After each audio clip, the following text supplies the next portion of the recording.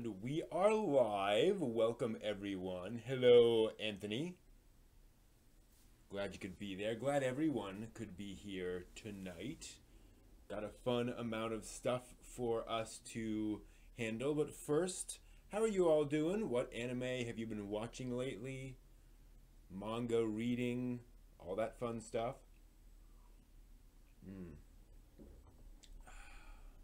What has your week been like? I finally finished the Disappearance of Nagato Yuki-chan manga, which is what I'll be reviewing this week. Oh, I have news about, where is that? There it is. Something I actually have a copy of is in the news this week, so I wanted to make sure I had that ready for me, or ready for the news segment rather. So, yep, looking forward to tonight and everything we'll be covering as usual. We've got plenty of new anime announced this week, sort of scattered all throughout the schedule. So throughout the next year or so, actually, a couple of things coming up. So that'll be fun and interesting to discuss and deal with. So. Yeah, I mentioned last week I was hoping to get through Gunbuster. Last week that did not happen. Might happen this week. Had some stuff come up that I did not expect. I've actually got some stuff coming up this weekend, possibly, but I think we'll be okay.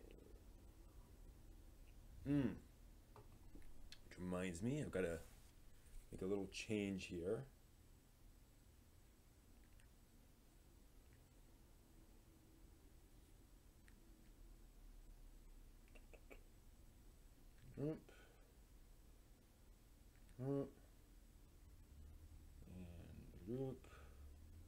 And there we go.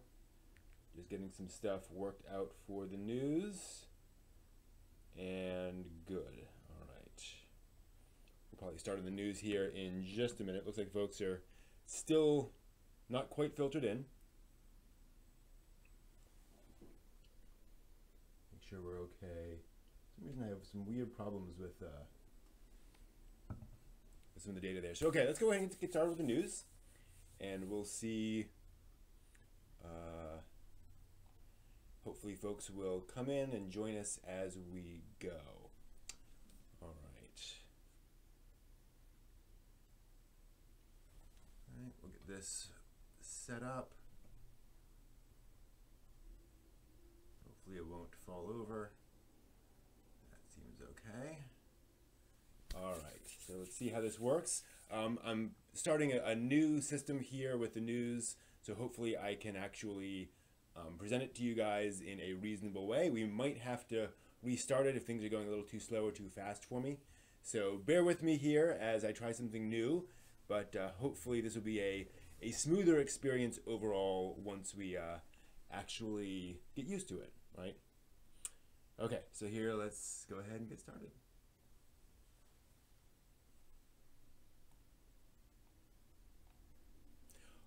Welcome back to the latest anime news for the week ending March 9th, 2018. Lots of new anime announcements this week. In fact, it's pretty much all new anime announcements, so let's go ahead and get to it. See here. Kunihiko Ikuhara, legendary director of Sailor Moon, Revolutionary Girl Utena, and everyone's favorite Lesbian Bear Storm, is back with a new anime coming out next year. We don't know much. Its title is Sarazanmai, and animation studios MAPPA and Lapin Track will work on it. MAPPA also worked on Yuri on Ice and In This Corner of the World, while Lapin Track worked on Ikuhara's prior work, the previously mentioned Yurikuma Arashi or Lesbian Bear Storm. Other than that, we will find out as time goes on. Equally legendary anime director Mamoru Oshii, famous for directing the first two Ghost in the Shell films, the Pet Labor films, and others, has signed on to direct an anime film of the Chimera or Chimera novels. That's a 16-volume series of novels that ran from 1982 to 2002 in Japan. The story apparently focuses on a normal high school student who keeps dreaming about an insect eating him from the inside out. Ew. He then encounters an elite student who, well, presumably they either fight or become best buddies against some cosmic threat. Or both. No news on a release date for that, but it's presumably years away, right? Don't know much beyond that. Let's see here. Speaking of long wait times, Fuji TV announced an anime series coming out next January called Revisions. It has a very serious-looking trailer, looking like it's aiming at a more mature audience.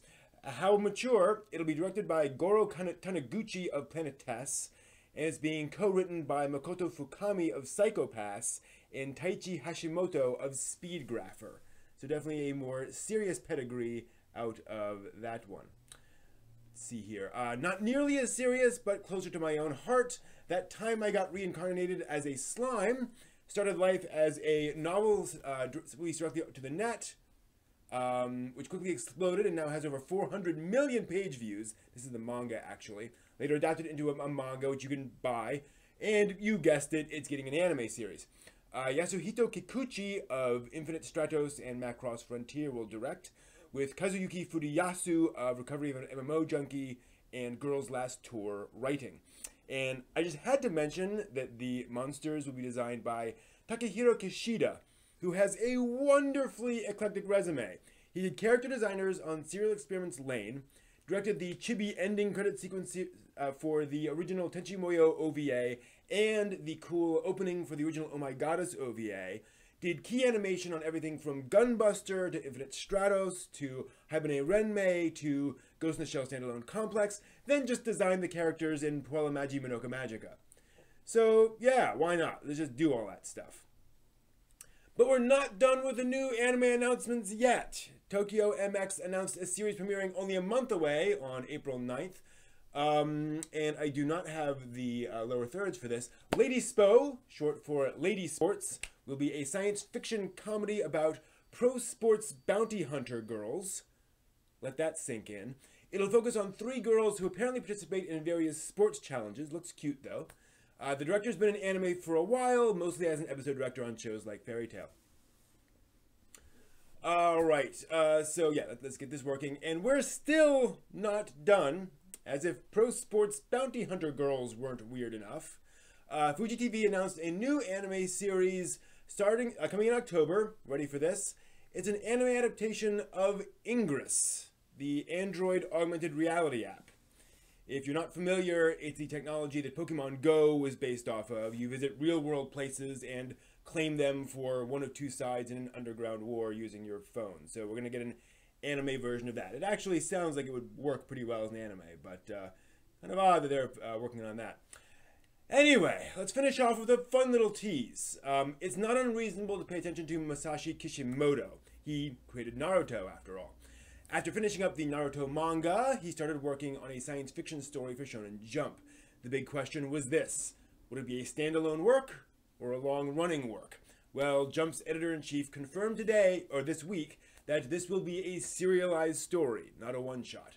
So yes, Kishimoto's new work will be science fiction, and it will almost certainly see an anime adaptation one day. Will it be Kid Ninjas in space? Probably not, but actually that'd be pretty cool, right? Yeah. Okay, that's all the anime news that I can fit into this video. Thank you for watching, and I will see you next week.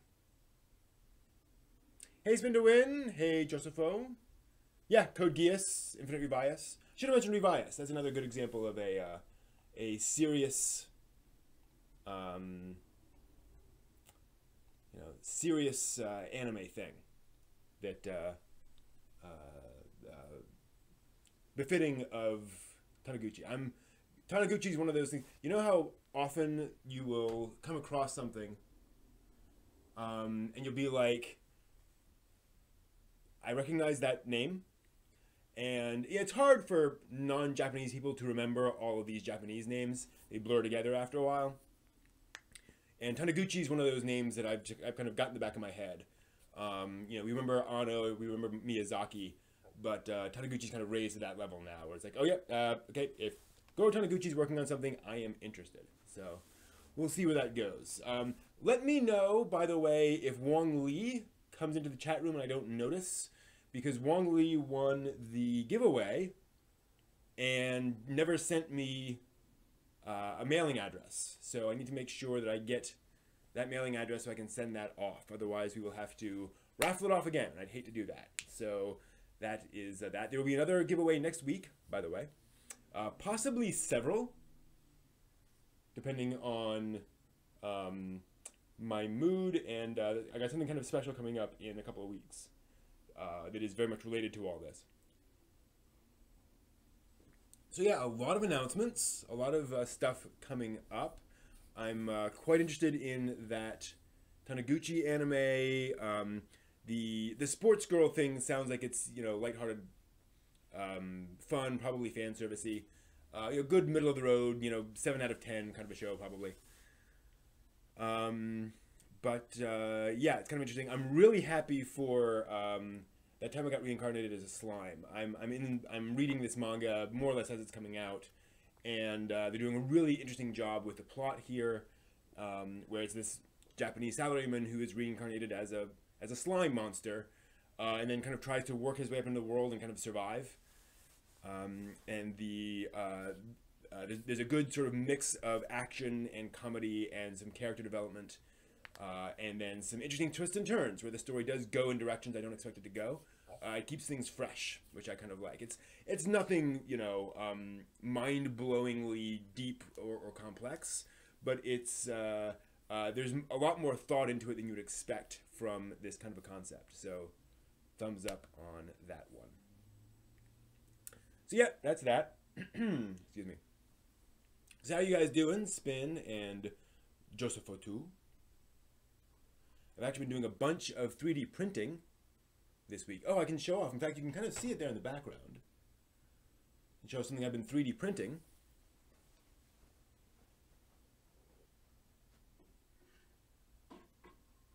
See if I can show you the entire thing. See if I can give you an idea. So in D&D, there's this idea of airships. Little tired, Spin. Hear that? Hey, Fisher.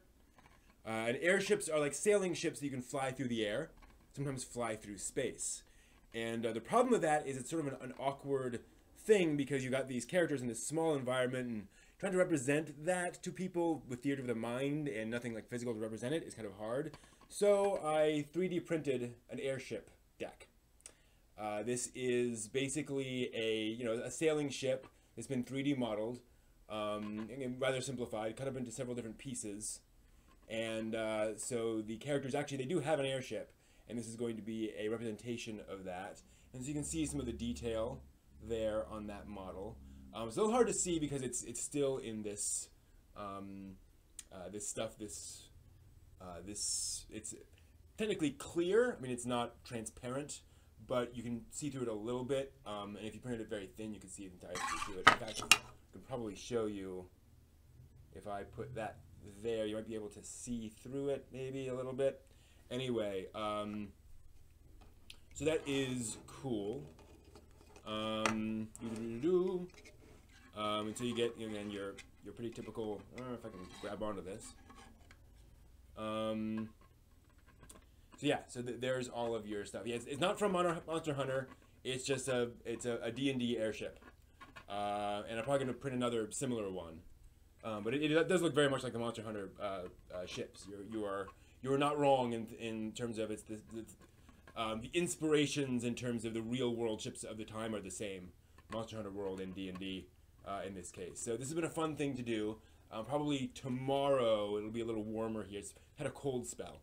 So tomorrow I will be basically taking this outside and, well, actually I could do it inside here, and painting it brown, and then adding some details and such just to kind of give it all the what it really needs. So that is, if I move it off a little bit, you can probably see it a little bit better. It is an airship 3D printed in 3 pieces. So it's a fun thing, and it had some support materials on it, so you can probably see. It's a good example, actually. So if we can get this to do the right thing, yes, you can see how there's this sort of unevenness here. This is support material that was printed onto the bottom of this, so basically printed like this.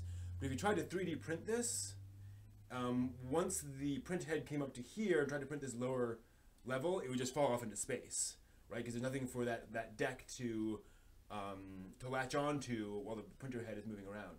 So it prints these little columns on the bottom, which move up, and then it can print the actual, deck on top of that. But then that means when you're done, you have to rip off those things.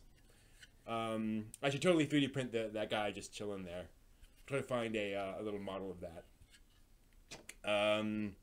So this is something that hopefully the characters will be able to experience. Another good example of kind of the weirdness sometimes of 3D printing. So something like this, something sort of large and flat, you have a certain amount of space in the middle there. It doesn't fill the entire space. It basically looks into all of these shapes and looks to where there would be an inside. It would be sort of a big block. And it says, okay, how much material do you want in the middle of there? I can totally fill it, or I can use just part of the material and do sort of a honeycomb pattern. So you get this, sometimes, you get this interesting bubbling effect where you have this kind of hex bubble all on the design, which in this case is not really desirable, because if you think about a sailing ship, it's not going to have a bunch of evenly spaced bubbles all across the deck. So I'm going to have to take some sandpaper and sand that down and try to get that down. So this is the fun big project this week. I have a few other things I'm 3D printing. Actually 3D printing a bunch of coins.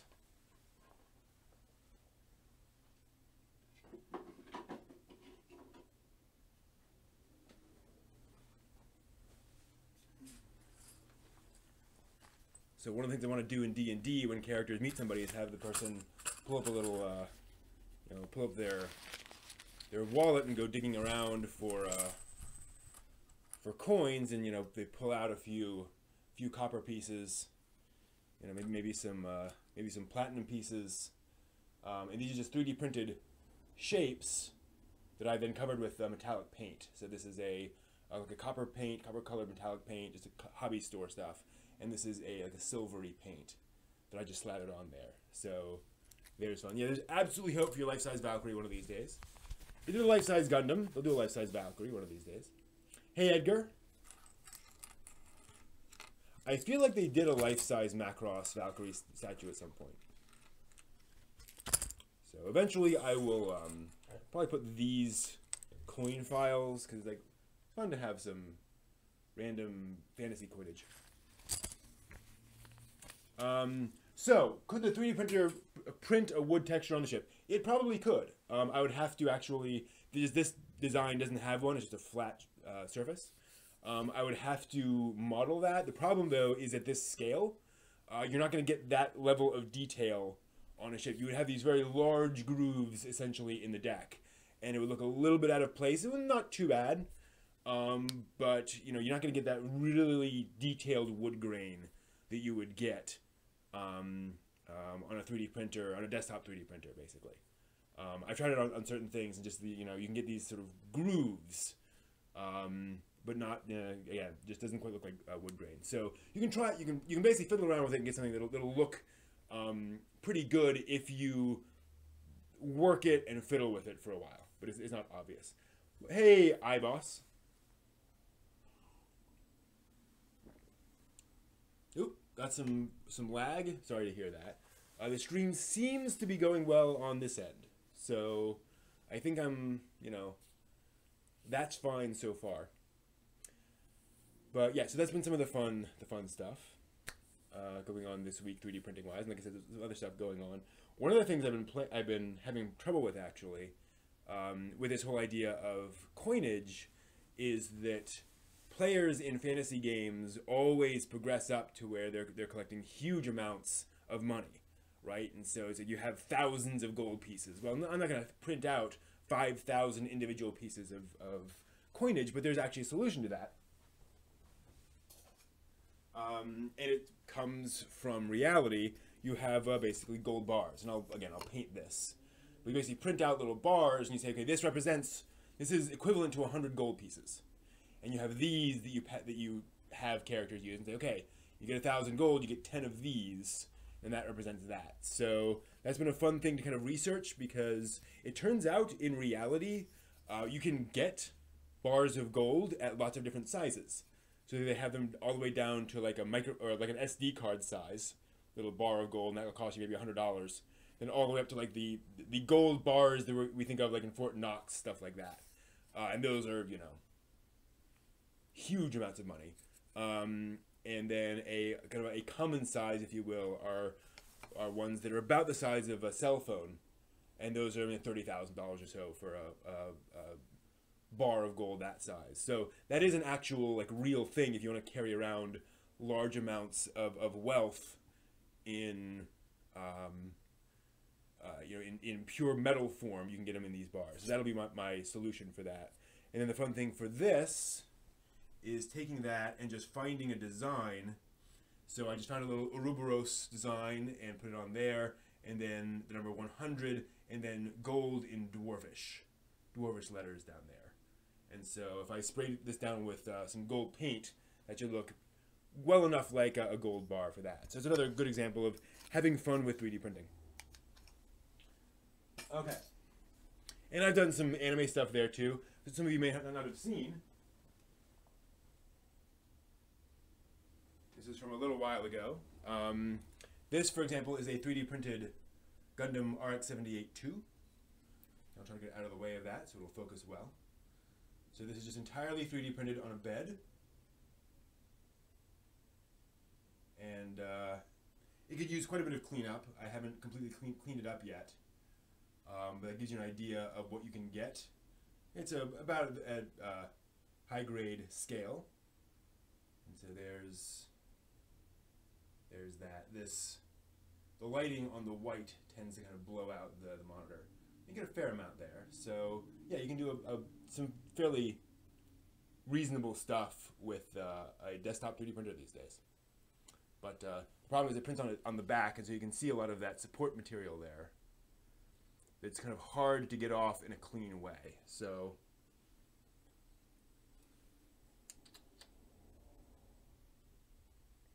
yeah, it can be done.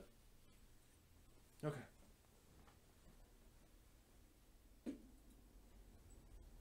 So let's move on to the dramatic reading. And as usual, I need to grab something. I'm having all this problem with YouTube and showing public domain cartoons. So I'm going to show some of my old stuff, as well as some, like the Superman stuff seems to be fine. So what we can do is Superman cartoons, apparently. But then I'm also going to start showing some of my old reviews, some of my old content, just to kind of as a quick break here and there. And so I need a minute to refresh my tea. And in the meantime, you guys get a couple of minutes of a Superman cartoon.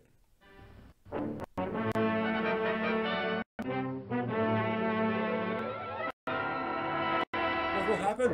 Will Superman survive? Up in the sky! Look! It's a plane! It's Superman!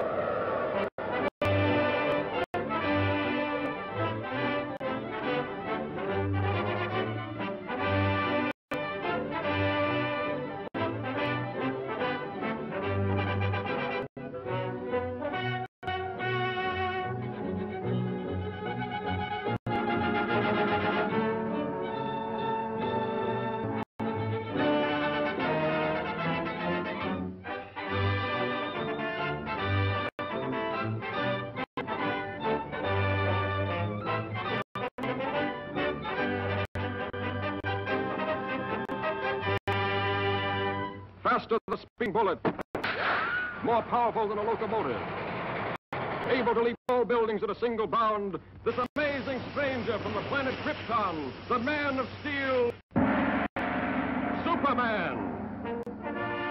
Possessing remarkable physical strength, Superman fights a never-ending battle for truth and justice, disguised as a mild-mannered newspaper reporter, Clark Kent.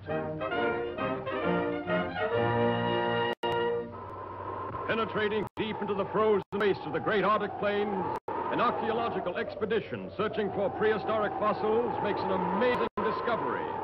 A huge monster, as lifelike in appearance as when it roamed the earth millions of years ago in the Mesozoic age, is found frozen in the ice in a state of perfect preservation. Constantly handicapped by the hazardous sub-zero elements, the scientists and their band of tireless workers succeed in removing the mammoth creature from the frozen pit. The ice-encased monster is loaded into the hold of a huge freighter equipped with a special refrigeration plant and brought to this country. Here, in a specially constructed wing of the Museum of Natural Science, this awe-inspiring creature is displayed to the public for the first time.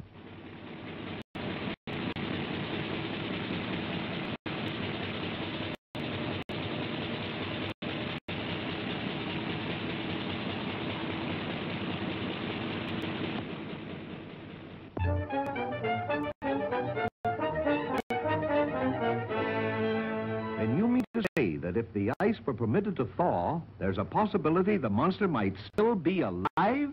Thank you, Professor. Yes, Chief. Lois, there's a new angle on that frozen monster story. Get over to the museum and see what's doing. They've got him in a special refrigerator. Okay, Chief.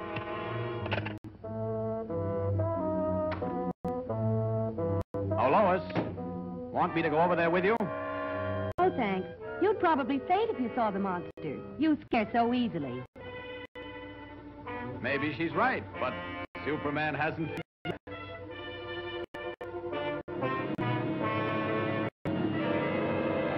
Introduces the necessary refrigeration. The control board is downstairs.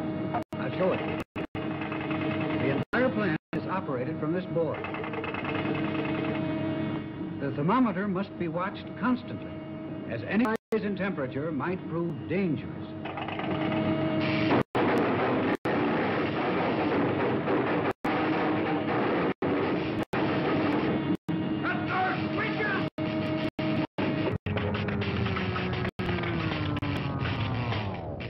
Boy, what a story.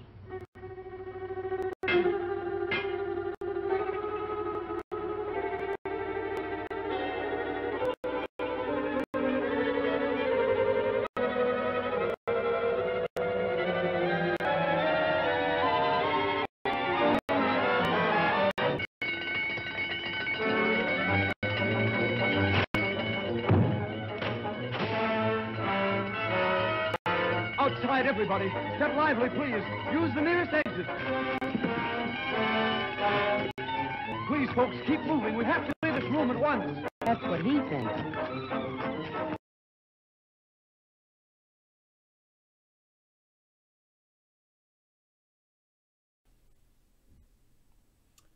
think we all know that's not good. It's not looking good for anyone there. Right? Okay. Let's do dramatic reading, because dramatic readings are fun. And then probably a review, and we'll get on to the great debate. All right. So, dramatic reading, transition, get this going up here. Hey, iBoss, again. All right, let's do this. This is gonna be a fun one. Sort of a weird tangent. So for those new, yeah, she just risks her life for a scoop. It's like, well, I'll just go here where the giant Godzilla dinosaur is, and just it'll be fine. She does know Superman, so I guess she can kind of be like, well, I'll probably be rescued. Anyway, so for those new, I see a few new faces in the chat room, and welcome. Every week, or most weeks, I do a dramatic reading of an anime post from 20 years ago. And this one is about, well, just some missed opportunities, shall we say. And I need this up here. All right.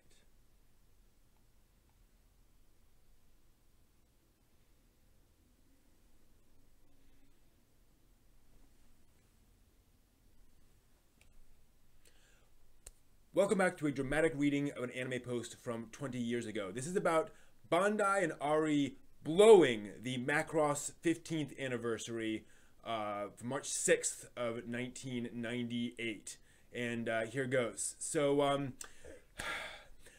you would think that besides offering us the same old model kits, they would have offered us completely new, never before seen kits, and also retooled the older kits. I mean, how many of you out there have been dying to have a variable 172 or bigger Ellen Seeker or an Ostrich model kits? And what about a YF-19 and YF-21?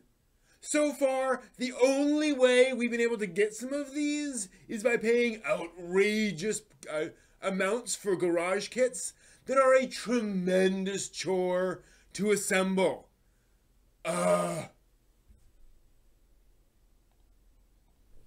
There's more. And what about new toys? Those new figures by Ari are so pathetic. How could they release figures of robots that are best known for their cool transformations? Maybe it wouldn't be so bad if they actually looked cool, but these figures are based off Ari's line of models, which are such a poor representation of the Valkyries. If you have a copy of the January issue of Hobby Japan, let's face it, who doesn't, which has a cover and big section on both Macross, plastic, and garage kits, you'll see how awesome Ari's 1/100th VF1S Strike Batroid Valkyrie model could have been if Ari had just taken the time to retool the mold. The modeler who so skillfully modified this kit turned it from a piece of crap into the finest VF1S completed model I've seen so far. It looks as good as a fully assembled and posable resin kit. This person really understood how to alter the numerous flaws in the Ari kit. It's too bad we all don't have the talent and skill to do this. I hope that if there are plans for a 15th anniversary of the Macross movie, these companies have something new and worthy to offer, other than the same old crap and crap that fails to live up to the past, i.e. 80s Takatoku Bandai Valkyries. So there.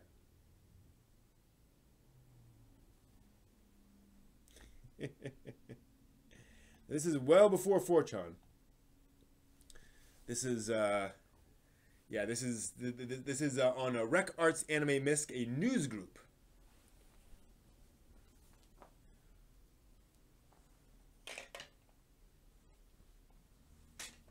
Oops. News groups were text-only forums. They weren't on the web. They were a completely different way of communicating. You actually signed up for a service and read these through an application. There was no web side of Usenet until much later. Although actually there was a web interface coming online around when this post was commented.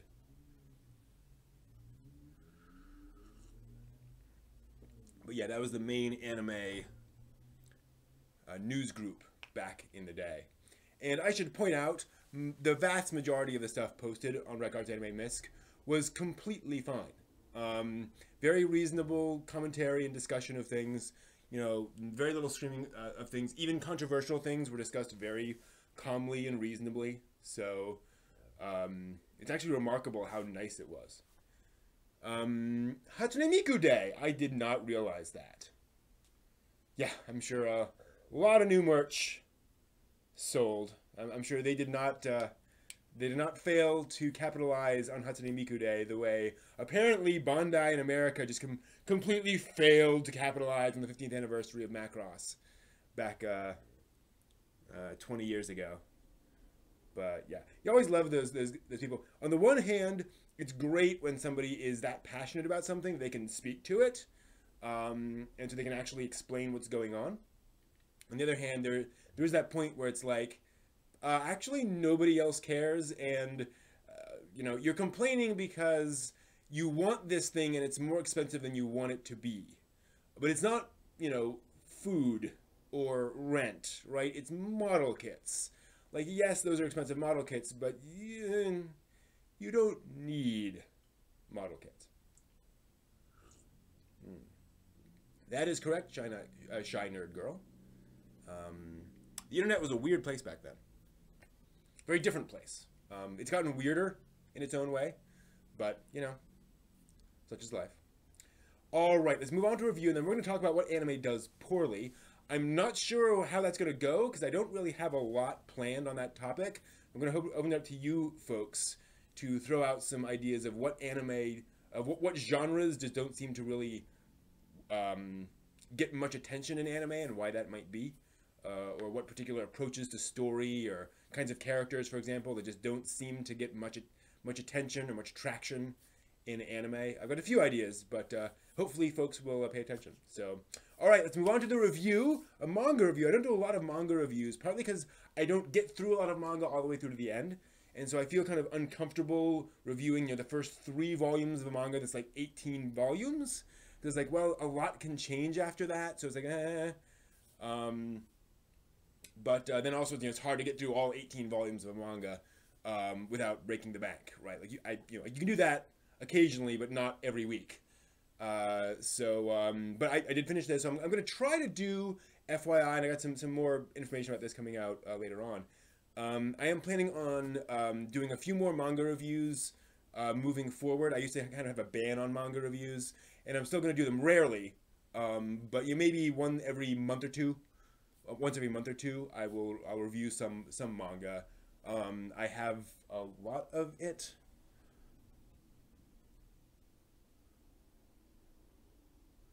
So yeah, that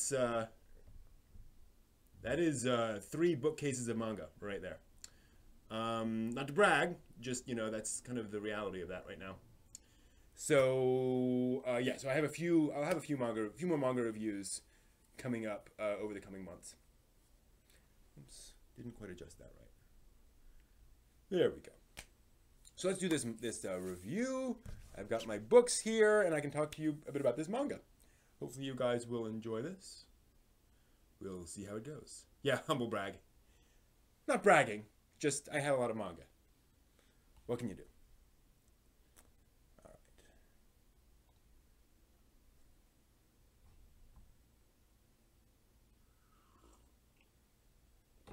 The other problem about reviewing manga is I certainly have not gone as deep into manga as I have into anime. So I do feel like I don't have a lot of the context that other people do about comics and just kind of explaining that medium. You know, I don't, I feel like I don't understand the comic medium certainly as well as I understand the anime medium and animation. And again, that's not a humble brag, it's just I have a lot more experience with animation, and I kind of, that's something that appeals to me and it kind of works in my brain. Whereas comics are just like, I enjoy comics, but I don't know. Anyway, let's do this review. I have something to base this off of.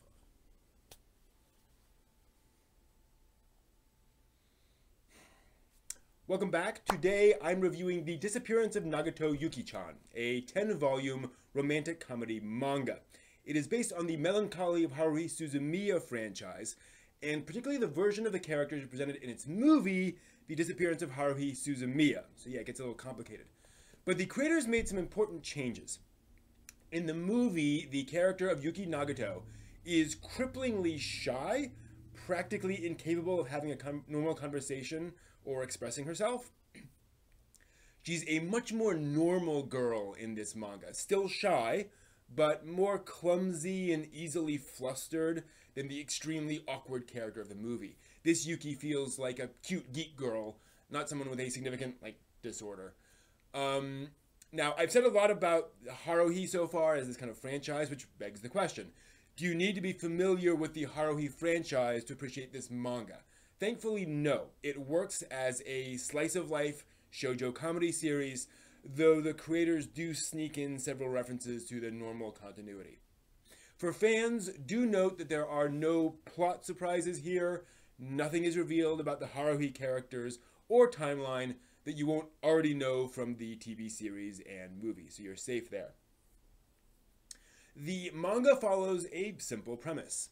What if the more human Yuki from the Disappearance movie was a normal girl caught up in a slice-of-life comedy with some increasing romantic elements using basically that same cast.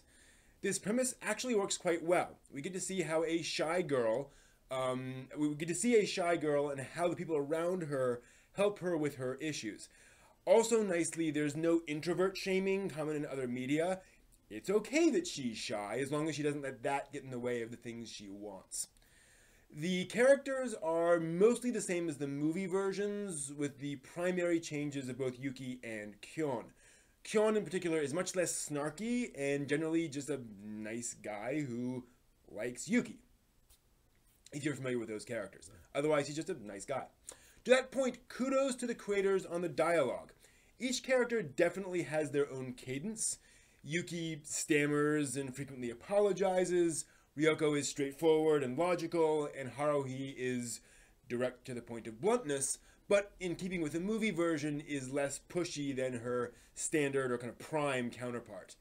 Actually, I like that. There's sort of Yuki Prime and Yuki Disappearance movie version and Yuki Disappearance, prime version and then this version.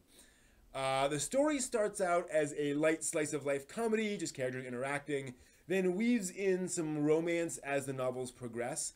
Very little of consequence happens, with a few major exceptions. But that's the charm of a slice of life story. It's all about the characters' reactions and emotions here. There is a major plot twist about halfway through the story, and there are occasional artistic references to the prime versions of the characters. So there's that kind of stuff for both audiences there. The art is clear and consistent, favoring minimal and even no backgrounds much of the time. Instead, the art emphasizes facial reactions, particularly comedic ones, but also ones with some depth. This is particularly important for a work in the Haruhi franchise, as there's a relatively large main cast with a variety of personalities. The artwork does a fine job of representing subtle, masked expressions of concern or frustration, where things aren't necessarily being immediately explained or expressed by the character. Overall, I thoroughly enjoyed this manga. It had several moments that tugged at my heartstrings, some derived straight from the story, and others referencing sort of the prime storyline, how things are different here. For me, this just really, really worked as a light, fun story. I should mention there was a recent anime adaptation of the manga as well. I've only seen the first episode. The animation in that is effective, but certainly not mind-blowing. So if you're looking for this, I would actually recommend starting with the manga instead of the anime, because you can get through a lot of material there more easily than you can with the anime series in that sense, where you can blow through a lot of manga content faster than you can the anime.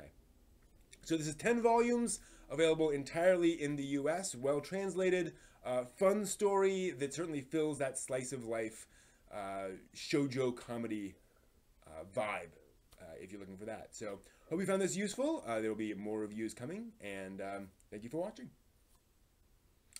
All right, that is the review of The Disappearance of Nagato Yuki-chan, which, like I said, I really, really like. Nice art, good story, and no complaints about that at all. They really nailed those characters. All right, so let us move on. I'm going to start the great debate here in a few minutes, but before that, a little bit more anime history for you guys. Astro is an amazing story. Unfortunately, Tezuka didn't know what he was doing, and I can say that because I attended a talk given by a staff member at Tezuka Productions who worked on Astro Boy, who said, and I quote, "We had no idea what we were doing." So, those are the words out of his mouth. Tezuka thought, we're going to do a weekly animated series, so we'll just make one episode a week. Yeah. The Simpsons takes 8 weeks to animate one episode, and it's not an action series. So they were kind of screwed. So they had to severely limit their animation. They could not do Disney animation. They had to do these single frame shots of a shock reaction from a character. All of these things. And there were a number of things that they did, starting from principles of limited animation, which had started in TV over in the West, in Hanna-Barbera cartoons, Yogi Bear and such. But they stopped it because these were artists. Tezuka really cared. I'm not saying Hanna-Barbera never cared, but he wanted this to be remarkable. So, despite the fact that sometimes they spent all sorts of time on their backgrounds, they would try to make each shot visually stimulating. Even if there wasn't a lot going on, they tried to make sure that you could tell what was going on at a glance from this. This is a sequence when Astro Boy is dreaming and wondering if he has a soul. This is like episode 4, by the way. It's a very interesting series. And he's kind of asking it. And I believe there's a little line in that episode where he's like, these things that I am thinking and feeling and believing about myself, are they just programmed in? Like, how do I know when I actually have real emotions? Just heavy stuff. And so they introduced a number of different things to this. So you start with limited animation, again, the Hanna-Barbera concept, fewer cells per second, a lot of single frame shots with nothing going on. Pull cells, so if you've got a clouds moving on the background, the shape of those clouds don't move. So you can literally just draw those clouds once and drag them across the background. Anime does this all the time. Now they do the same thing, but they add like a morph effect to the clouds, so shifting slightly as they go. But it's a very expensive but effective way of doing that. Use section bodies. So if a character is running, you don't have to redraw the entire character necessarily, just maybe the legs. Or you can keep the head still, things along those lines. Particularly lip flaps, do they do lip flaps? Character doesn't move, just the lips move. And also the idea of, cell bank is the idea of commonly used animations that are reused over and over in different episodes. So if Astro Boy is leaping up into the air, you only draw it once and you reuse it in every episode with a new background every time you use it. Scooby-Doo never does that. Yeah. Anyway, what they introduced to create what we call anime is this emphasis on storyboards and refining that image of the storyboard. This idea that we want to tell at a glance what's going on in that image. And we encode a lot of imagery, a lot of things like nosebleeds, throbbing forehead veins, sweat drops. All those things tell you a lot. Have you ever watched an anime and seen somebody point at somebody like this? Accusingly, right? That is because during Astro Boy, they went out to see, I think it was a Kabuki play or a no play, I'm not quite sure. And there was an actor there, and somebody else had done something, and they accused him, and this was what you do in that play. And they looked and they said, that communicates accusation.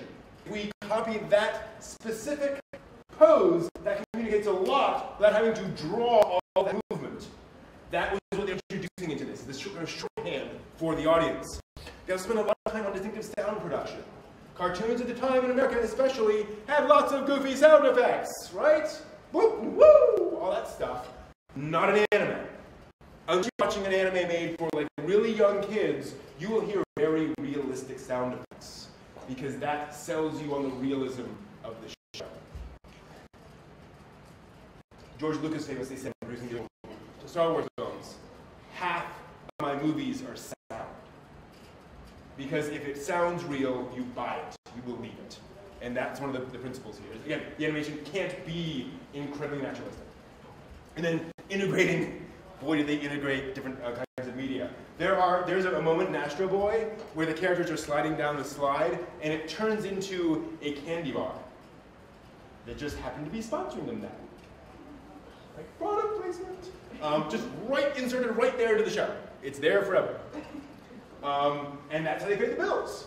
Tezuka literally sold Astro Boy for half what it cost to make and made it up with advertising by making deals with toy companies and sticker companies and so on and so on to make that deal. That became a thing in the anime industry. And I got another panel this weekend about the business of anime where I'll talk about the numbers and the economy and how much people actually spend on the anime. And a lot of people are not very happy with Tezuka right now because of this kind of thing. Anyway, so this established this. So that later on that year, when they adapted Tenchijin 28 or Gigantor from a manga to an anime, the money said, what's this animation budget you're giving me? if Tezuka could do a super popular animation series, with his low budget, that's the budget you're getting. Astro Boy, by the way, was so popular that depending on who you asked, between a third and half of all Japanese households that own televisions tuned in to watch Astro Boy every week. Right? That's like last episode of Friends numbers. That's episode of Seinfeld numbers. So Astro was hugely popular. So it established that the animation budget will always be low. Right? Why pay more when you know you can make a super popular show at that budget? So Gigantor had to copy that style. Use all those same tricks. And it established this anime style.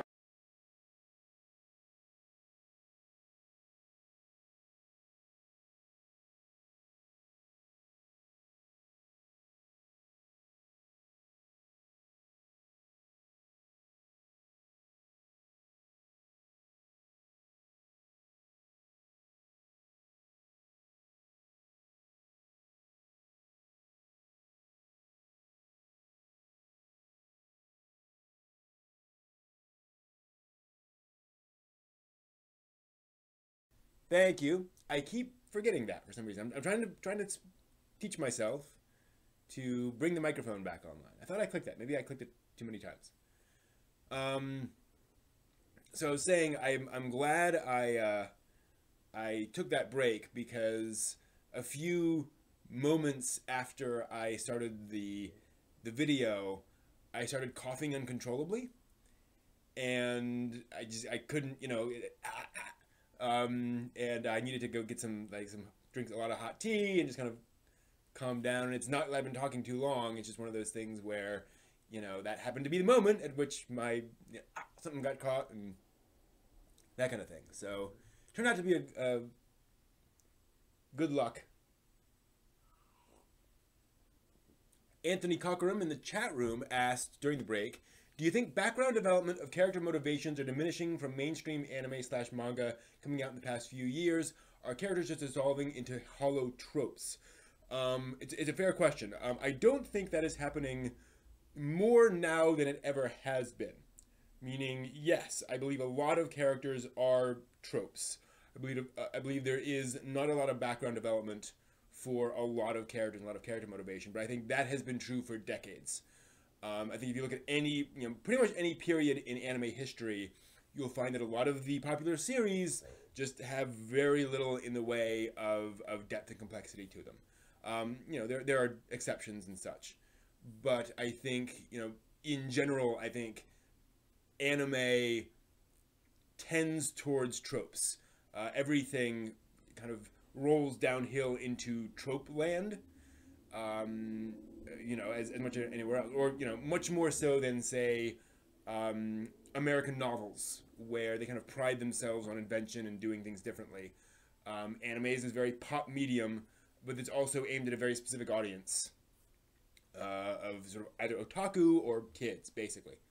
So, it tends to be very commercialized as such. So I think you're right in that is a trend, but I think it's happening as much as it ever has been, to be honest. And certainly tropes were much bigger in the very early days of anime, say the 60s and 70s, where characters were pretty thin on the ground, and it wasn't until the late 70s and 80s when we started getting depth of characters and stuff like Gundam and Macross and Rose of Versailles and stuff like that, where you actually were getting complexity. That you started getting these more popular series with that, but that was more an aberration of that particular point in history than a general trend, right? It is the unfortunate thing about any sort of pop culture is that it tends towards the average. It tends towards what is easiest for folks to understand. It tends towards Transformers, not Arrival, Star Trek's a perfect example of this. I was just talking about this the other day, actually earlier today, with some friends of mine, that Star Trek was always the intellectual science fiction franchise. It was always the one where the special effects weren't always the best. They weren't the highest quality. The fight scenes were always pretty cheesy, but it made you think, and it tackled difficult social issues, and it tried to be thoughtful about how it approached a lot of its concepts and tried to be consistent with those things. And so when they went to reboot it into a major movie franchise, they just dumbed it down almost as far as they could go, right? That is a very simple action formula franchise now of people on big ships going off and exploring things, and explosions and lens flares is a cheap joke. But that is, it is a visual feast with very little substance, sadly. And that is how you make the money back on a movie as expensive as a Star Trek movie, right? In order to make it work as a big budget movie, and unfortunately we now no longer live in a world where you can make, Star Trek movies used to be sort of moderate budget movies, where they certainly weren't cheap, but they weren't massive budget movies, and they could work in that band of money and still, and thus still be relatively intellectual, relatively thoughtful stories, because they didn't have to make $200 million. And those things, that middle band doesn't exist anymore, practically speaking. So it has to be a $200 million movie to actually have spaceships, which means, it has to be kind of simplified and dumbed down. And I should explain, I am not saying that those movies are not entertaining. I watched that first Star Trek movie and I was like, this is a fun film. I was thoroughly entertained throughout the entire thing, but I was entertained in that sort of Colosseum sense, where it's spectacle, and that's fine, but it's not really the core of that franchise, which is why I just find it odd and kind of sad that we've lost that intellectual thread. Now, I've not heard of, I've not seen the new Star Trek TV series. I've heard it tries for some interesting things, but it's kind of muddled. But I don't know. I haven't seen it.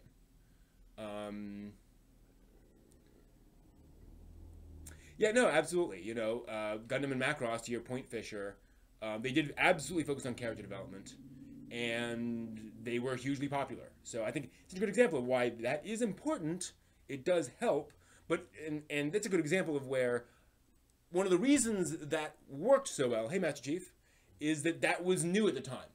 Anime did not delve that deep into character development and plot and so forth. The characters were pretty one-dimensional in anime up to that point. So that was revolutionary, relatively speaking.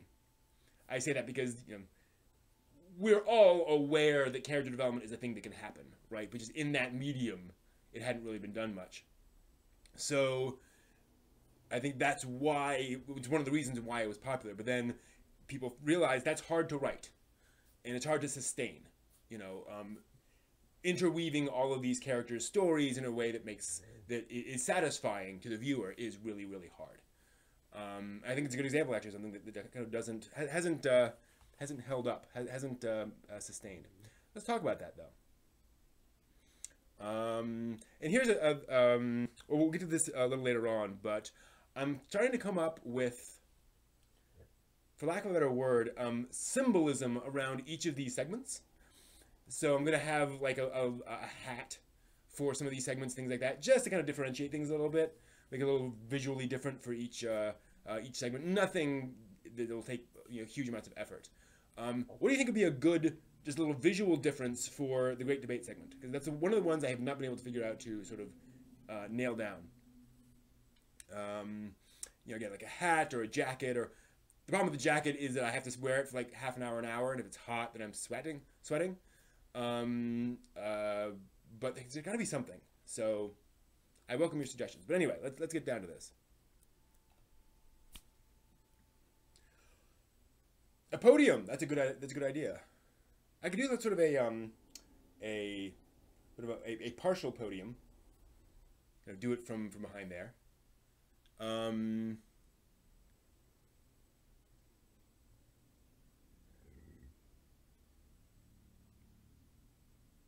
Yeah, I'm with you on that, Josepho, is that, like you say, like when you Ghost in the Shell movie, it's like, you're not going to get something massively intellectual for a big budget Hollywood live action sci-fi movie. Not going to happen. But like you say, I don't see why anime fans really hated on it. Unfortunately, a lot of fans latch onto this one thing, that Makoto is, white, and didn't realize that's actually a key plot point. Oh well. Could formally read off the topic like a traditional debate. That's a good idea. Fake mustache. I like that. Again, the problem is the fake mustache will fall off. So I could just tear it off partway through. You know, here's the thing, and we talk. But I don't think a fake mustache is going to stay up for 45 minutes, half an hour, 45 minutes. But I like the idea. Like I think that's in the right direction. I wonder if I could do like a fake beard that's just hanging there the whole time, where like it doesn't, you know, it's just going to be looped and just sort of flopping around the entire time. That'd be funny. The same problem with glasses. I thought about doing like bottled glasses the whole time, but yeah, I couldn't read your comments, you know. Yeah, we'll think about it. So, welcome everyone to the Great Debate, where today we are talking about things anime does not do that well, or that doesn't show up a lot in anime. Things that just doesn't seem to latch on with the general anime viewership for whatever reason. And I talk about this because we all, certainly here in the chat room and folks generally watching this, it's sort of an anime channel, we love anime. And we probably got into it for some genre that it just really kicked tail in anime. You know, some sci-fi action story like Cowboy Bebop, or something really intellectually challenging, or you know, a fantasy action series like Naruto or Fairy Tail, or you know, boys action like Dragon Ball Z. But there are certainly things that anime doesn't do very well, and that doesn't show up a lot in anime. And I think it's helpful to kind of define that negative space, to say not only here are the things that we love, but here are the things that seem to be out there, right? And what immediately leaps to mind when I talk about this is anime aimed squarely at an adult audience. And I don't mean adult as in, you know, 18 plus sexy time. I mean adult as in stories about adult characters dealing with adult topics in an adult way. Mature and sophisticated storytelling, as Crispin Freeman likes to describe it. And certainly that exists in anime, but it's not what you see, you know, most of the shows every season aiming for. You know, they're mostly aimed at a tween to young teen audience, relatively speaking. Spin to Win talks about good direction, and that's an interesting point, and he wants a moment to explain. I definitely don't disagree, but I'm curious where you're going with that. I think anime generally has better direction than most other animation. I think one of the things anime does well is camera movement and use of camera compared to, say, American cartoons. But certainly, there's a lot more direction than that, so I'm curious about that. But yeah, serious, mature storylines don't sell very well. And I think part of that is something we were talking about before the segment started. I think that is a hard thing to pull off in any medium. You look at Hollywood movies, and they tend to be kind of dumbed down, and yes, they're aimed at adults, but they're also more aimed at, they're certainly comprehensible by teenagers, right? It's meant to be simple.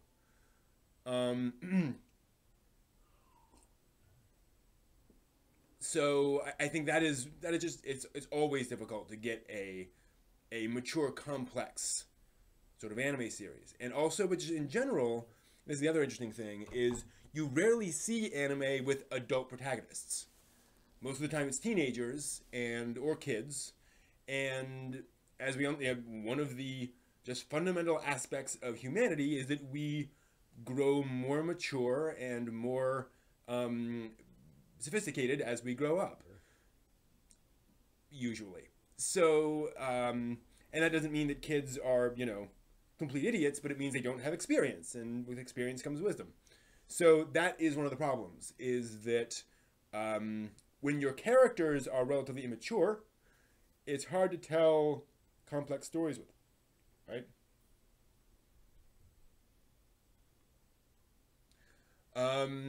So Spin, you're saying when you look at the stills and shots that are posted on Tumblr, it's usually the same 2 or 3 directors. Do you mean, what do you mean by that? I'm confused. Game Escape says, one issue I've always had is that very few anime series sustain and develop a strong intellectual premise. That is certainly true. Although, again, I think that is true of most mediums. Well, maybe not. Actually, I take that back.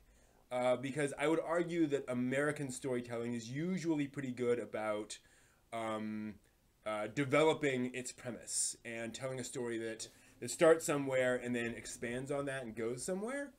And I can certainly see that as a complaint about anime, that often you'll have an interesting premise and you'll kind of follow that premise but not really go anywhere with it. It's sort of, okay, we are following the steps that anyone would expect to follow with this premise, but we're not really going deeper with it. We're not really examining it. We're not really understanding why it would be, or what impact it has, or what it means, basically. So I think that is certainly an issue. So Spin, are you saying that one of the issues is sort of a fetishization of a certain visual style for anime? Taking risks. Okay, yep, that's certainly an issue. And I assume you mean taking risks visually, that you tend to see the same kind of imagery, the same kind of shots over and over again. There's that famous YouTube video where it's like every anime OP ever, where they show clips from various anime openings, and it's all the characters, leaping in slow motion, and the camera zooming around characters, and just these kind of stock shots that are used over and over and over again in opening credit sequences. So Anthony, sexualization of young anime characters is certainly a thing, but I don't think it's necessarily something that anime is doing poorly in this sense. I think that is a tangential aspect to it. I'm talking more about stuff that anime seems to be falling down on, or that just doesn't seem to be. I would argue it's doing that successfully. People certainly seem to be responding to that in the sense that people keep making it, right?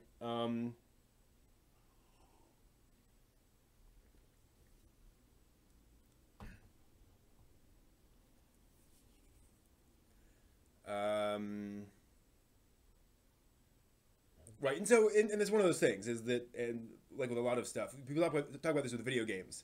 Folks like, why aren't there any mature, sophisticated adult video games out there? It's like, well, there are. It's just Call of Duty is not that thing. I mean, there's serious moments in Call of Duty, but the big AAA titles are not going to be the things that make you sit down and rethink your life. Life is Strange might do that, or Journey, or some of these other other stories. It's always going to be on the sides more than in the mainstream, with the occasional exceptions of like The Last of Us as being sort of one of those things that managed to hit despite being a mature, sophisticated story. I say that as somebody who's not played it, but it's sitting on the PS4. But I'm sure I eventually will. But certainly, you don't need to play that game to know what it is.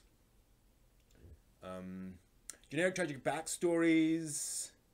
I don't know. Again, I think that is generic tragic backstory is something that's endemic of most media, right? I see that issue where you get, I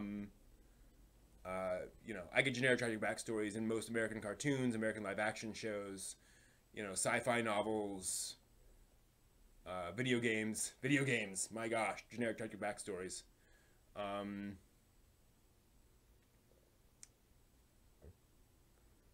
don't know. Although I see where you're coming from there. I will definitely agree that backstory is often a problem in anime, in that you often get backstories that are, if not generic, then not relevant, or that don't really impact the show itself, which is what relevant means. But where characters are kind of thrown into something and there's nothing in their backstory that helps them with that, or we find out things about their backstory and it's like, oh, okay, this means something in this one particular moment, but it doesn't really inform the character in any deep way. That's certainly something you see a lot in anime. Hello, Sunil Shah. So that's an interesting point, is that you don't get lots of that kind of deep stuff in terms of characters. And that might be a cultural thing, where a lot of Japanese stories seem to be about a character just thrown into a situation, again, in media res, where you throw, you don't need to know somebody's backstory to understand what's going on there. And when you do find out their backstory, that can help you understand where they're coming from. But it's really more about these personalities interacting in this moment. There's that idea that you can have, I guess, Japanese media is more comfortable with throwing characters together and watching how they interact regardless of their backstory, where the personality is more important than everything else.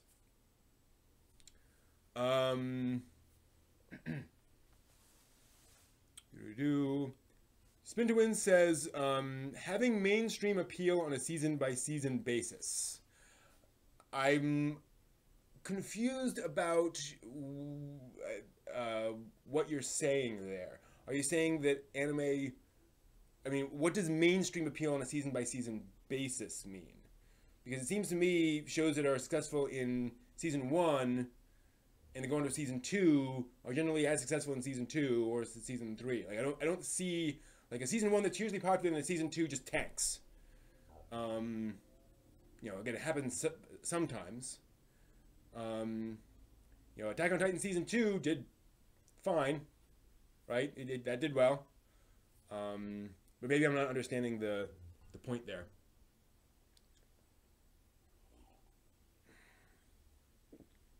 Story is an issue, and this is an issue that has been going back for decades. Trying to sustain a story from over the course of 26 to 52 episodes has traditionally been a problem. So you're saying... I'm still not understanding, because you're talking about season by season as in anime series that should just be going on a new episode every single week, because that's extraordinarily rare. There are only a few shows that do that. Most of them are kids shows, and the rest are shows that have like the backings of massive companies. The Dragon Ball Z's, the Fairy Tales, the Naruto's, and those absolutely have mainstream appeal. So again, I'm kind of confused on that, but certainly often shows that are 50 episodes long drag. Most of the time those have significant periods where not much is going on, and also like those long stories that go on for hundreds of episodes. You have those long periods where very little is happening. I mean, maybe that's what you're talking about. That you have, the quality of the story varies a lot from arc to arc and episode to episode.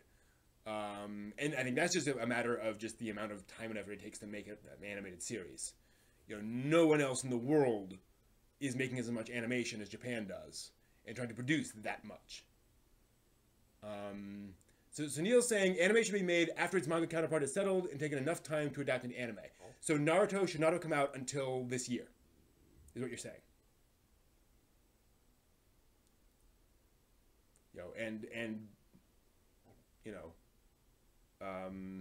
One Piece, there should be no One Piece anime. That's what you're saying.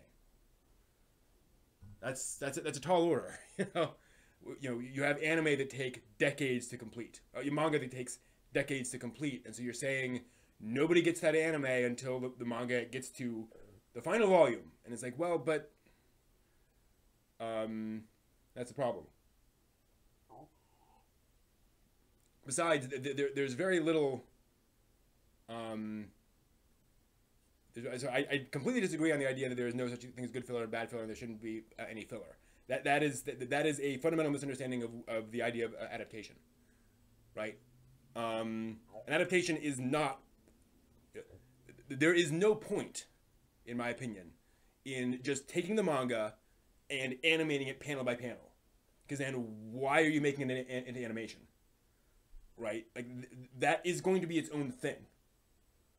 So it is absolutely worthwhile. When you're adapting something, it's going to be different, and so you have to adapt it wisely and figure that out.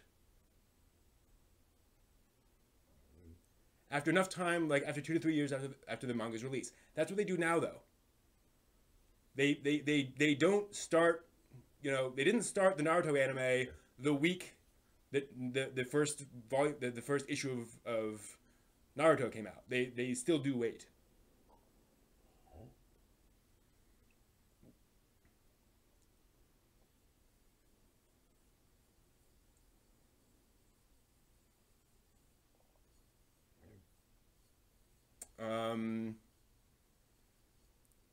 So Joseph was talking about American comics. With American comics, the most popular comic writers seem to write for adult audiences like Brian K. Vaughan, Garth Ennis, Frank Miller, Alan Moore.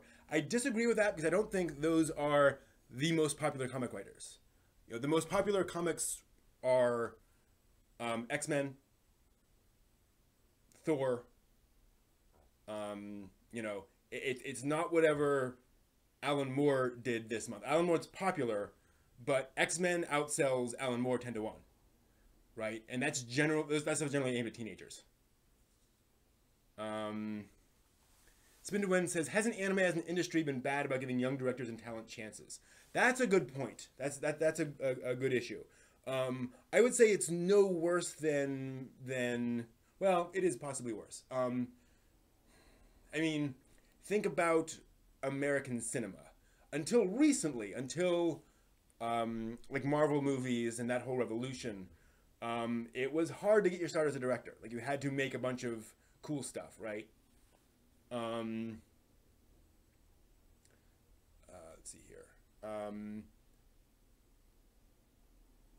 So I think, that issue exists to an extent with other media, but it is certainly very, very strong in anime.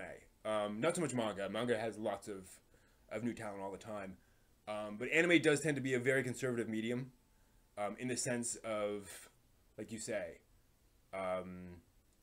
characters and such. Of giving new directors chances. It happens, but it's tough. And that's partly just because of, the medium being what it is, being this very,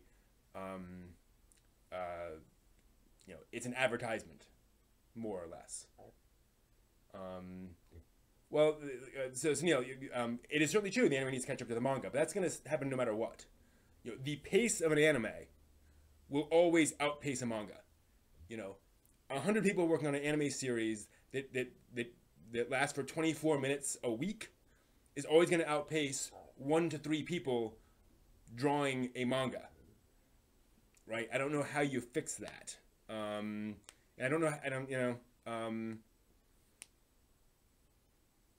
There's no way of coming up with a thing. And also, you have the problem that, manga is not made with a definitive end point in time, where, in other words, when Kishimoto started Naruto, he did not say to himself, this manga will end on this date. He just started Naruto, and then that went wherever it went. And this happens with most popular manga series. Folks have an idea of the length of the story, but some things end very early, some things happen very end very much later, and it depends on popularity, it depends on a lot of different factors, right?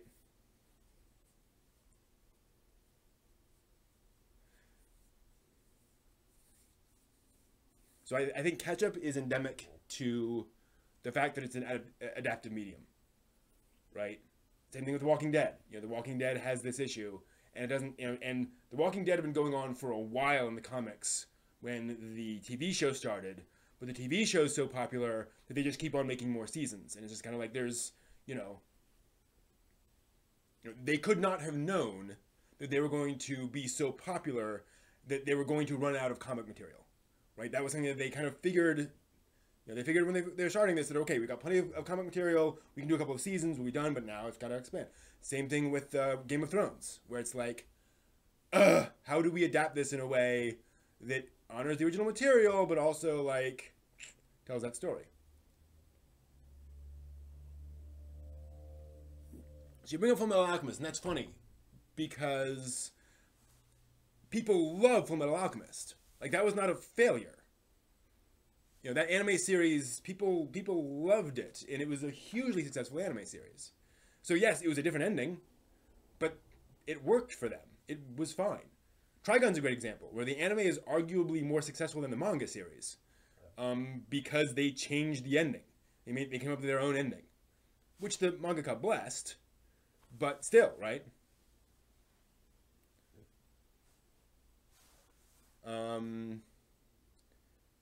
Maybe they wait until a particular narrative arc in a manga is over before adapting it. Well, possibly, but then you're not, you know, the purpose of the anime is not to adapt an arc, necessarily, right? It is to advertise the manga. Now, that is what you have more like... No, you're getting confused here, Sunil. Saying that you wouldn't have needed Brotherhood if FMA was adapted properly confuses the point. FMA, the original FMA was successful and loved. Thus, it was proper. It worked, right? It was different than the manga, and so it was sufficiently successful, and enough people had read the manga, they were like, we'd like an anime adaptation of this, please, so they made that. But FMA was not a failure. The original FMA was... No, there was nothing improper about that. Right?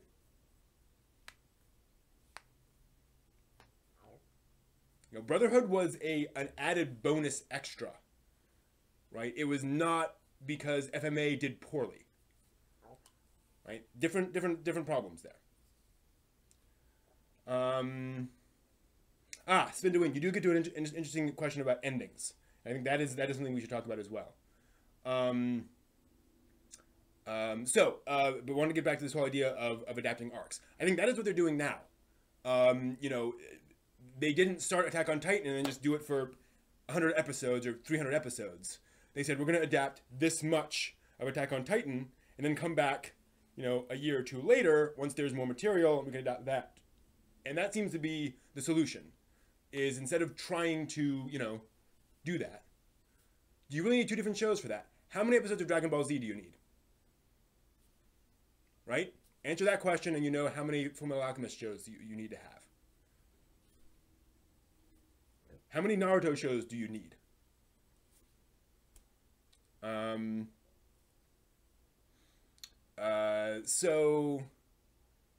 Yeah, I think that is how they're kind of solving that problem, is you adapt an arc for a season, and you go away, and you come back and you adapt an arc for a season, or, you know, 1 core, 2 core, whatever.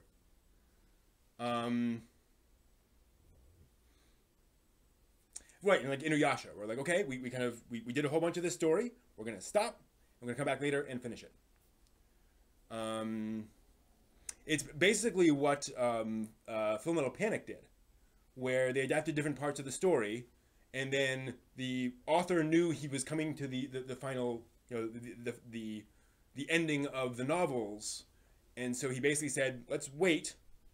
You know, let me finish the novels, then we can come back and finish the anime in a way that is appropriate for both the folks who have read the novels and the folks who are watching the anime, as opposed to trying to kind of do them both at once. And it just took longer than they thought it would. And I think Fullmetal Panic is, again, a great example of where, you know, you do 26 episodes and then 13 episodes, and you build this story over time, but you can do, you know, a series and a sequel series, etc., kind of better than you can say, okay, we're going to do 78 episodes that will then tell this story. And then you can you can massage that story better for seasons in anime than you can when you're trying to do, you know, adapt it all in one long big chunk. Pluto's having an anime adaptation. I did not hear that. That is awesome. Wow. I may have heard that. Why do I think that's awesome?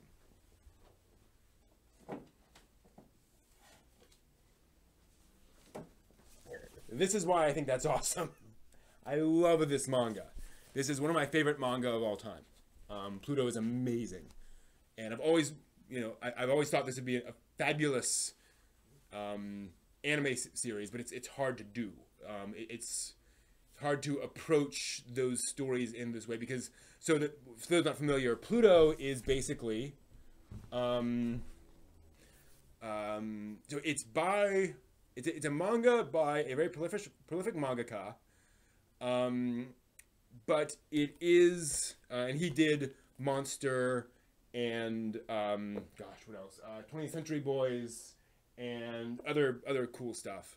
And he's tackled this story, but this is an Astro Boy story, right? He's taking an Astro Boy storyline and telling his own mystery story with it, so that, you know, other characters show up. You know, this kid shows up and folks are like, holy crap, Astro's here. This is Astro Boy in his story. And you see other characters from this and other sort of references and fun stuff. In fact, here's a fun thing. So in original Astro Boy, Astro has this, he's created by this father figure who ends up very disappointed with him and kind of abandons him. But then, depending on the Astro Boy story you read, kind of comes back and wants to interact with him again.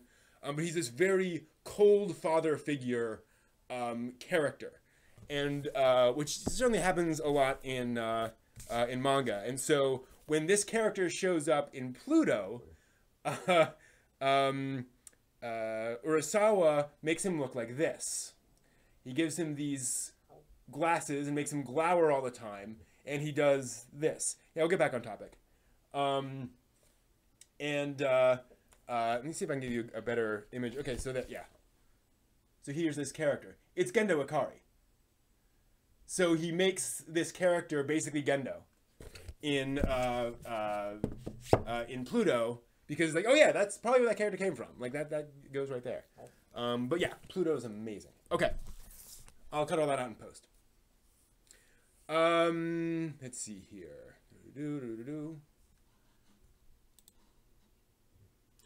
So, okay, Van Riley, you bring up a great point. CGI. You're absolutely right that CGI is something that I think anime has been struggling with for a long time, but they're figuring it out now. You know, there's certainly bad CGI, but there's bad CGI everywhere, right?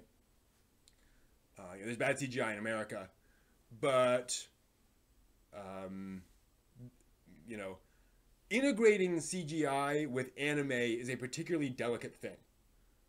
Right, because, you know, it's not just adding a puzzle box on there or adding a wisp of smoke or something.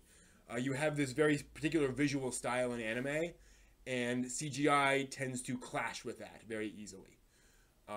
So where we started seeing it being done really effectively was with stuff like vehicles, where you can cell shade, you know, a car and have it drive in, and that's okay, because a car is this very shiny metallic, you know, thing. Whereas an anime character is hard to do that. But an Idolmaster, I think, helped this a lot. Idolmaster is the first video game I saw where the characters, thanks Anil, the characters in the video game looked like anime characters. Like, they nailed that anime character look. And I think that was kind of the first indication that, oh, okay, yes, it is possible to cell shade a CGI model and move it in a way that that fools the eye into saying, okay, this looks like anime. Not exactly the same, but very, very close. And so then we started to see more of that sort of integrated into anime, to the point where you have now stuff like, keep bringing up Land of the Lustrous. So that is one of those things we just kind of have to. We have to be kind of patient with CGI, because I think that's one of those things where it's been done poorly, but also they're figuring out how to not just make everything CGI, but how to integrate it in, and that's harder, right? So yeah, it's complicated, but CGI, I think in general, until they can get everything up to the quality of a Land of the Lustrous, it's going to be hard for CGI to kind of take over in there. I have not seen the CGI of Berserk. Well, I've seen trailers. So the question is the CGI in Berserk clashing, or is it well developed for the technology available? I'm one of these people where I always like to see experimental different takes on things. When I saw the trailers for Berserk, I was not horrified. I was like, I would be fine watching that. It certainly looks different. It might look very choppy in practice, but I didn't recoil in horror from that art style and kind of that approach to the animation. And obviously, what you see in a trailer is very different from what you see in the actual work. So yeah, I don't know. I certainly know people who like the CGI Berserk at least as much as the original animated Berserk. It has its fans because it is a very different visual, because it's a different visual take on that story. So it's, that depends. But yeah, it's very difficult to tell, because, and that's a great example actually of where CGI can also just be an approach. So a great example of this is an anime from around the year 2000, which I've talked about on here, I think, before. It's a very mature story in the sense that it does have sexy stuff, but it is also thoughtful. And I'm blanking on the name of it right now. But it is it is an all CGI OVA, but the characters are all androids in a world where all the humans have died out. And the approach was to be very static with camera shots, with camera angles, and to kind of be minimal in the movement so that everyone kind of looks like a doll.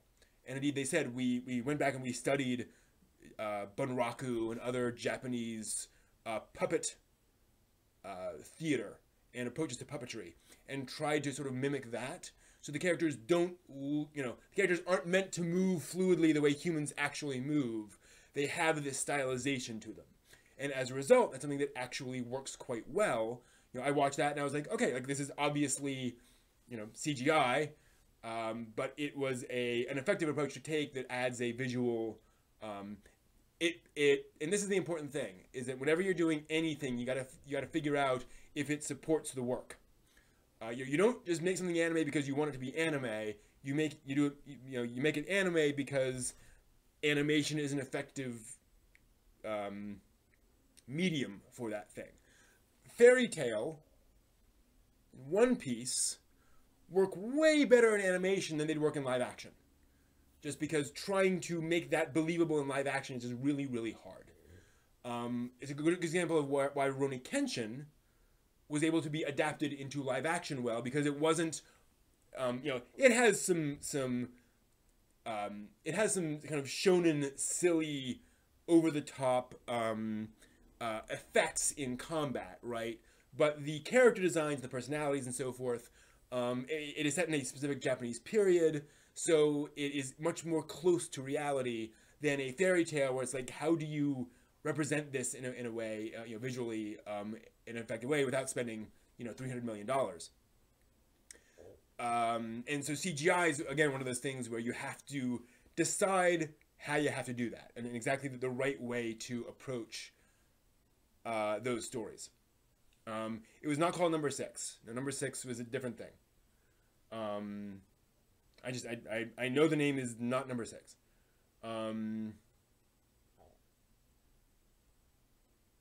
So yeah, it's tough. So Anthony Cochran brings out the Alita trailer that came out, and it's a good example where, it's CGI live action, but also that's got a ridiculous budget behind it, and that's why it looks so good. So CGI is kind of riding that line in anime where it often is not handled well, but they're finding the right places to put it. All right, I think we have covered this topic very, very nicely. Thank you all in the chat room for being involved in this. I do this every single week on my Friday anime stream, and I hope you will join me for that every week. There's always more. Probably be some folks screaming in the comment section about, you forgot this. So let me know, and maybe we will reopen this topic later on. But anyway, thank you all for that for now, and until next time, we will be debating more soon. Yeah, thank you. That was a great conversation. Didn't want to cut anyone off, but I think we kind of, followed those rabbit holes as far as was reasonable for the time period. But I think there's definitely more we could delve into there. Okay, so a few quick announcements at this point. I'm going to be working on a few improvements to the show. You notice I now have something I'm reading from as I do some of these reviews and such. Trying to make this a little more professional. Also, I keep forgetting that. In a week and a half, and I'd like your guys' suggestions for this. Oh, do you have any other suggestions for how I can run the Great Debate? Because I like those suggestions, but anything else you guys have for ways of visually distinguishing the Great Debate? Maybe do it black and white or something. I don't know. But in a week and a half, I'll be celebrating my 9th year on YouTube.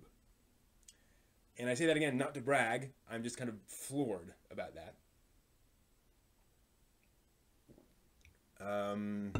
And I've actually been on YouTube a little longer than that, but I was just uploading audio from a podcast. I wasn't really on YouTube. I was kind of using YouTube as an archive of audio. But that will be the anniversary of the first actual like video review I uploaded. So the first, of those. So I'm thinking about some celebratory things to do. Some of those will be just new processes that make this a little more fluid and a little bit more professional. So I'm not wasting people's time and I'm not stumbling over myself.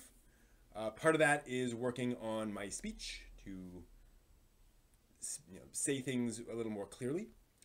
Josepho, you asked, so what am I doing? What do I have that I'm reading from like a teleprompter? It is an app called DV Prompter on one's phone. DV Prompter right there, kind of in the center. That'll focus on that. Always have trouble focusing on screens. Nope, but it's called DV Prompter, and it just throws up text and scrolls it. And so I have a little phone stand behind the camera, kind of behind and above the camera. I just prop it on that, hit go, and basically, on Friday nights before I start the stream, I put all of the text in Google Drive documents, Google Docs, and then on the phone, I grab those, copy and paste them into the teleprompter, and then have it play. So still fiddling with the settings to make the speed appropriate, and fiddling with things like line breaks, because sometimes you get a bunch of different line breaks, and it's like 7 words, 3 words, 7 words, 2 words. But we'll get it all worked out. All right. So, yeah, in a week and a half, I've got an anniversary coming up. I'm still not exactly sure what I'm going to do in terms of celebration. I'll probably give a bunch of stuff away on the Friday live stream. I may do a special video on Wednesday. I may do a special stream on Wednesday. I'm not sure. Still working all that out. But that is coming up. And I want to celebrate that and celebrate all of you. A lot of you have been with me for years, and I really appreciate that. And I want to have fun there. So yeah, I think I'll do probably some giveaways and just some fun, exciting things. So that's coming up. Let's see what else is happening. Oh, another big thing: Otaku no Cooking. So next week, I will be changing up Otaku no Cooking into an actual cooking show. A round table for the. That's a good idea, actually. I might do that. Maybe I'll set up the green screen for the Great Debate, and have like some kind of debate background. I already have this black and white image from the JFK Nixon presidential debates. That'd be kind of fun to put in the background. But yeah, animate characters and doing a debate in a round table. That'd be fun. I could commission some art for it. That'd be fun.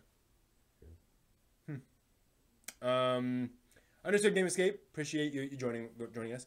But Otaku no Cooking in next week will start going through the manga cookbook, which is a series of simple recipes for Japanese food, like tamago tomodachi, egg buddies, egg friends, how to make steamed rice, how to make sushi, Naruto rolls, rice burgers, how to build a bento, all that kind of stuff. And I showed some of this off last week, I think. But I'm going to be going through this week by week, recipe by recipe. I will not do it ahead of time. So basically, you're going to watch me figure out these recipes live on air. And I'll just kind of have the recipe up and we'll go through it and we'll see how it goes. So that's the plan for Otaku no Cooking. It's not going to be every single week, but it's going to be probably most weeks, in the sense that some of these recipes are kind of long. So I have to do some prep and do some things. I may have to, you know, take a week off to get things ready. And I'll have some weeks where I got other stuff, you know, happening. I just can't devote that much time to it.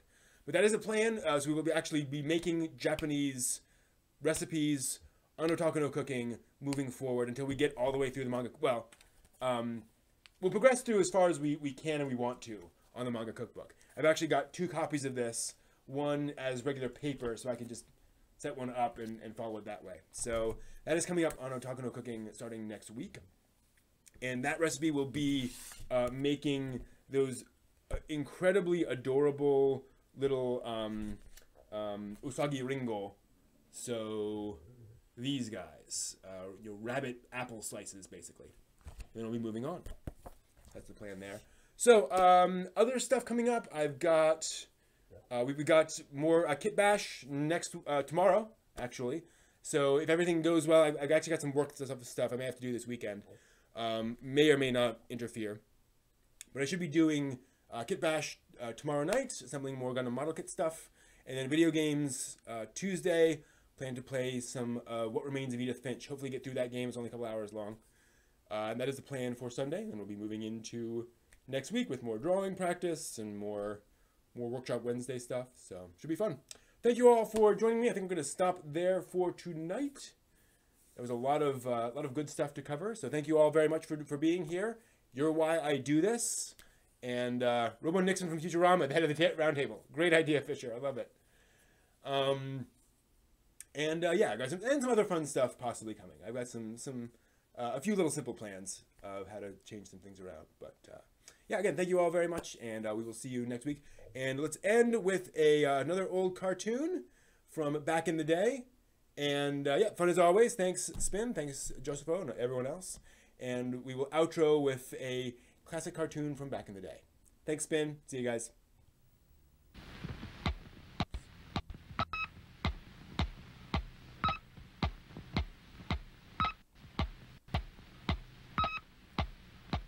Whoa, what's up with this video? One second, let me fix this video. For adventure. 3, 2, There we go. 1. In the exciting story of the Invisible Gorilla. Just imagine coconut pie every single day. It all began when Colonel Bleep discovered a secret way to make a powerful rocket fuel from coconut milk. And every nut the Colonel drained for milk also contained the makings for a scrumptious pie for Squeak and Scratch. Jug after jug of fresh coconut flight fuel now lined the shelves of Bleep's laboratory. And with 00 Island's big supply of coconuts, the Colonel was sure his space scooter squadron would never be grounded for lack of this super fuel. But unknown to Bleep, the wicked Dr. Destructo had somehow learned of the Colonel's discovery. Already, the evil doctor has thought up a plan for destroying every single coconut on the island. His secret weapon is Grizzle, the trained gorilla, the hungriest coconut-eating beast in the whole wide universe. For 7 days, Grizzle has not been fed, and for 7 days, the starving gorilla has dreamed of nothing but his favorite food, coconuts. Thousands and thousands of luscious, sweet coconuts.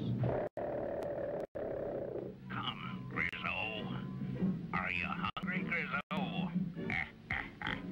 Good boy, Grizzle. Today you will eat every juicy coconut on 00 Island. Do you understand, Grizzle? Good boy. But first, we must make you invisible. Aha, good. Now, off you go. And remember, eat every coconut on the island, Grizzle.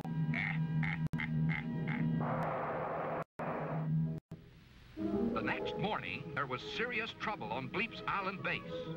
Poor Scratch had found only one coconut in the whole jungle. This meant an end to Bleep's rocket fuel discovery. And even worse, to Squeak and Scratch, it meant no more of those luscious coconut pies. With great care, Bleep drained each precious drop of milk from the last remaining coconut and quickly processed it into rocket fuel. With equal care, the puppet prepared their last coconut pie. But in a flash, the pie was gone, leaving a bewildered Scratch holding the empty plate. Sure that the caveman had greedily eaten the whole pie himself, the colonel ordered Scratch to sit in the corner and not move until the clock chimes 2. While the obedient Scratch sat perfectly still, serving his punishment, Bleep and Squeak were unaware that an invisible gorilla was the real thief. Then Grizzle struck again. Still, the caveman sat in motionless silence, faithfully following Bleep's unfortunate command. Now, all this activity had given Grizzle a powerful appetite. He sped off at once to Bleep's laboratory workshop, where he smelled the delicious aroma of coconut milk. At that very moment, Scratch's punishment ended, and the caveman arrived on the scene just in time to see the hungry Grizzle guzzle down jug after jug of Bleep's powerful, bubbling rocket fuel. Scratch blinked in awe. So this was the culprit that caused all the trouble. Silently, the caveman strikes back.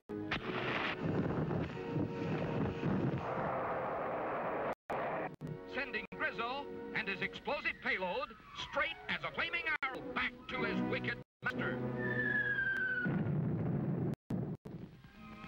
Yes, Scratch has saved the day. So, for faithful obedience and heroic service, Bleep promised him a reward. And what prize do you think the caveman chose? Why, a delicious